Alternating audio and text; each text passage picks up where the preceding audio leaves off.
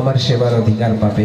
সেই ঋষিমুনিগণ দাপর যুগে ভগবান শ্রীকৃষ্ণের লীলায় তারা গোপী হয়ে এসেছেন এবং সাক্ষাৎ ভগবানের সেবা পেয়েছেন। তারা গোপীরা কেমন? তারা কৃষ্ণ ছাড়া এক বিন্দু মাত্র কোনো কিছু চিন্তা করেন না। আমি মঠে প্রথম দিনই এই ভূমিকাটা বলেছি, কেন ভূমিকা না বললে আমরা কিছু বিষয়বস্তু বুঝতে পারবো না। গোপীরা কৃষ্ণ ছাড়া কোনো কিছু চিন্তা করেন না, কোনো কিছু না। তার জন্য তারা কৃষ্ণ সেবায় অধিকার পেয়েছেন। আমরা যে সে পাবো না কৃষ্ণ সেবায় অধিকার। কেমন? শ্রীমন চৈতন্য মহাপ্রভু উনার শিক্ষাষ্টকের 7 নম্বর শ্লোকেতে লিখেছেন, গোপীদের কৃষ্ণের প্রতি যে প্রেম টান সেটি কেমন? যোগায়িতম নিমেষেন চক্ষুষা প্রবৃষায়িতম শূন্য ইতম জগৎ সর্বম গোবিন্দ বিরহেন মে।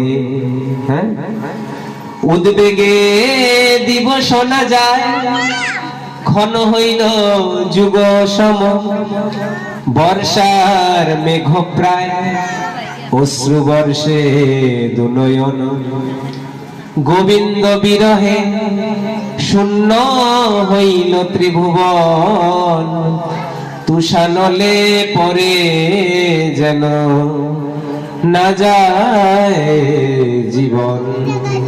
বলছে যোগায়িতম নিমেষেন চক্ষুষা, আমাদের এক নিমেষ কাকে বলে জানেন? এই চোখের পাতা আমরা ফেলি না, চোখের পাতা, এটাকে এক নিমেষ বলে। বলছে এই এক নিমেষের জন্য যদি কৃষ্ণ তাদের থেকে অদর্শন হয়ে যায়, মানে তারা কৃষ্ণকে দেখতে না পারে, তাহলে গোপীরা বলছে যে আমাদের মনে হয় যে অনেক যুগ পার হয়ে গিয়েছে, অনেক যুগ।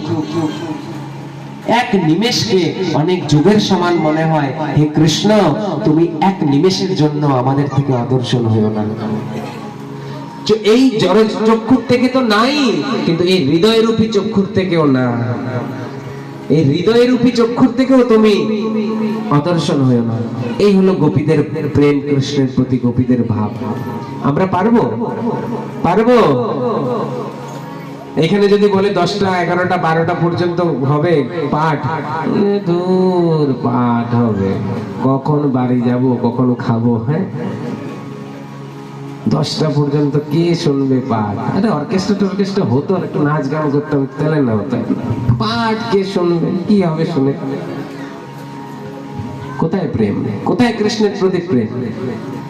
এরকম প্রেম হয় না। প্রেম মানে ভক্তি বিনোদ ঠাকুর লিখেছেন, পূর্ব ইতিহাস ভুলিনু সকল,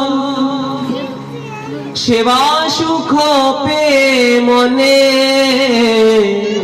হে প্রভু, আমি আমার না পূর্বের সব কথা ভুলে গেছি। আমি কে, কার বাড়ির কে লাগি, কার পুত্র, কার কন্যা, কার স্ত্রী, কার স্বামী।